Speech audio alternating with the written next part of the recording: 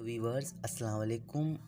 Last हमारा topic था reaction of phenol, जिसमें हमने हेलोजिन नंबर 1 हेलोजिन नंबर 2 किए थे। वो हमने मज़ीद मालूमात के साथ पढ़े। ठीक है, आज हमारा टॉपिक है नाइट्रेशन। देखिए नाइट्रेशन क्या होता है। Replacement of hydrogen atom by nitrogen group is called nitration. ठीक है, नाइट्रेशन के लिए हम नाइट्रेटिंग जो मिक्सचर होता है वो हम यूज़ करते हैं। अब देखिए नाइट्रेटिंग मिक्सचर क्या होता है।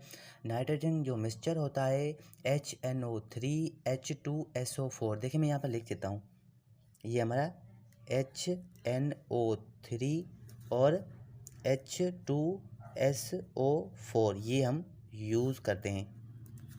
ये हमारा नाइट्रेटिंग मिक्सचर है। देखें, और इनका जो रेशो होता है वो कितना होता है। रेशो इनका होता है कितना, 1:1 इनका ये रेशो होता है। इनका ओवरव्यू बात कर रहा हूँ, इनका रेशो यही होता है। अब देखें जो नाइट्रेशन है हमने बेंजीन में भी मज़ीद में पढ़ा था, अब फिनोल में भी हम पढ़ेंगे नाइट्रेशन। इनका जिक्र होता है नाइट्रेशन का फिनोल में। ठीक है, ये पढ़ेंगे। देखें फर्स्ट ऑफ ऑल मैं बात करूँ फिनोल की नाइट्रेशन में, ये हमारा फिनोल है OH। फिनोल के साथ हम नाइट्रेशन कराने जा रहे हैं। ठीक है, अब देखिए इनमें जो यूज़ करते हैं वो कौन सा कंपाउंड करते हैं, ये कर लेते हैं। ये मैं यहाँ पे खोल के लिखता हूँ ताकि आपको मज़ीद समझ में आए। H, ये O।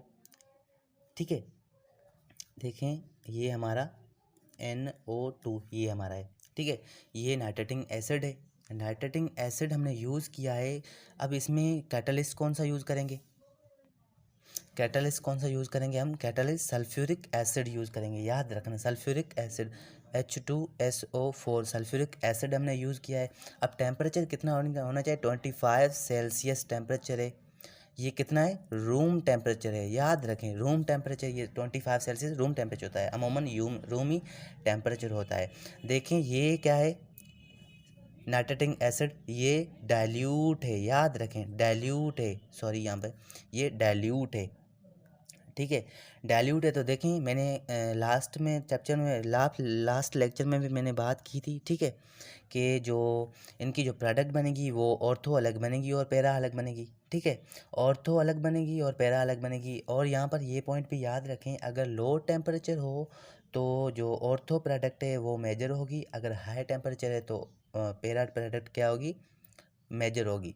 ये याद रखें। यहाँ पर कैपेसिटी कम है तो यहाँ पर मैं लिख देता हूँ। ठीक है, देखें इनकी जो हम करा रहे हैं रिएक्शन होगा तो देखें यहाँ पर ortho, first of all ortho, ये हमारी ऑर्थो, ये हमारा फिनोल है।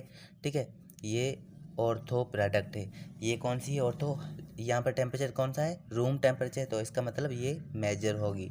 याद रखें मेजर प्रोडक्ट। देन नेक्स्ट हमारे क्या है, पैरा प्रोडक्ट, ये हमारी पैरा प्रोडक्ट है। ये क्या है, माइनर है। याद रखें ये हमारी माइनर प्रोडक्ट है। इसे हम क्या कहते हैं, मोनो नाइट्रेशन कहते हैं। देन नेक्स्ट हमारा क्या है, देखें यहाँ पर 2 मोल इनके लगा लें। एक हाइड्रोजन यहाँ से रिमूव हुआ, यहाँ से क्या हुआ, H2O रिमूव हुआ, यहाँ से एक हाइड्रोजन रिमूव हुआ, यहाँ से H2O रिमूव हुआ। तो देखें इनके 2 मोल हमने लगा दिए। इक्वेशन कंप्लीट, 2 मोल बेंजीन के। देखें यहाँ पर क्या होगा, 2H2O, ये हमारा बाय प्रोडक्ट बना। ठीक है, देखें डाइल्यूट, ये हमारा बाय प्रोडक्ट बना। डाइल्यूट नाइट्रेटिक एसिड जब भी यूज़ करते हैं, याद रखें ये हमारा डाइल्यूट नाइट्रेटिक एसिड जब भी यूज़ हम करते हैं तो क्या होता है, डाइल्यूट वो होता है, आपको पता है डाइल्यूट वो होता है जिसमें वाटर डला होता है। ठीक है, ये आपको पता ही होगा। और जो हमने अभी यूज़ किया है नाइट्रेटिंग एसिड HNO3, मैंने अभी बताया था। ठीक है, ये पढ़ा है हमारा।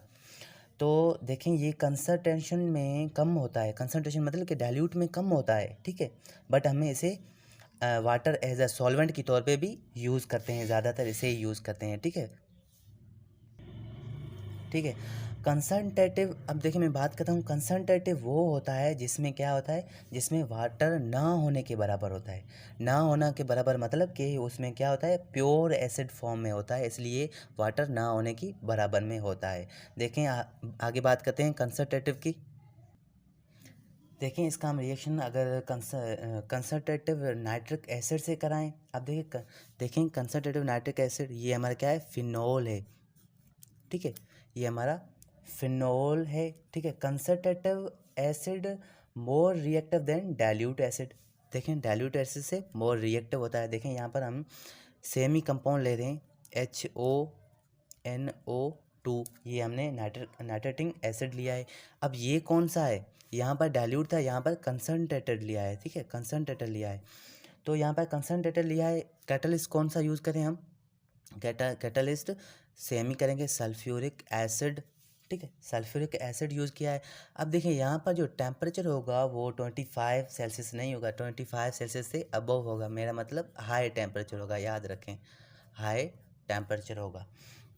तो इनमें जो प्रोडक्ट बनेगी वो कौन सी बनेगी, इनमें जो प्रोडक्ट बनेगी वो तमाम जो हैं बेंजीन की फिनोल की जो पोजीशनें हैं उनको ये कवर कर लेगी ये प्रोडक्ट। देखें ऐसे, ये हमारा फिनोल है, याद रखें। OH देखें, OH देखें, नाइट्रेटिक एसिड देखें, NO2, यहाँ पर NO2 ये पैरा पोजीशन है। ठीक है, यहाँ पर ये ऑर्थो पैरा पोजीशन है, ये हमारी पैरा है। ठीक है, पैरा है। ठीक है, यहाँ से एक हाइड्रोजन रिमूव होगा, H2O बनाएगा, यहाँ से एक हाइड्रोजन रिमूव होगा, H2O बनाएगा, यहाँ से एक हाइड्रोजन रिमूव होगा, H2O। तो मतलब यहाँ से 3 मोल H2O के निकले। तो यहाँ पर स्पेस कम है, देन नेक्स्ट यहाँ पे स्पेस कम है, यहाँ पे लिख देता हूँ 3H2O बने। ठीक है, 3H2O बने। अब देखिए इसे हम क्या कहते हैं, इसे हम यहाँ पे लिख देता हूँ, इसे हम क्या कहते हैं, इसे 2,4,6 ट्राई नाइट्रोफिनोल,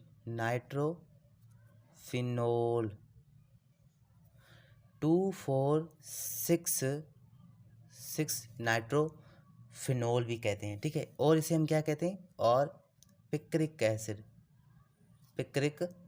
एसिड भी इसे कहते हैं। किसे, इसको, जो इसने तमाम पोजीशनों को कवर किया है। अब देखें हमने कंसनट्रेटिव को हमने जब नाइट्रेटिक एसिड से हमने कंसनट्रेशन करवाया, सल्फ्यूरिक एसिड ये कैटलिस्ट तौर पे यूज़ किया है, टेम्परेचर हाई, तो मतलब ये फिनोल की तमाम पोजीशनों को कवर कर लेगा। और हमारा जो नेट प्रोडक्ट बनी है वो कौन सी बनी है, 2,4,6 ट्राई नाइट्रोफिनोल बनाए, और इसे हमें आयुपिक नेम में पिक्रिक एसिड भी कह सकते हैं।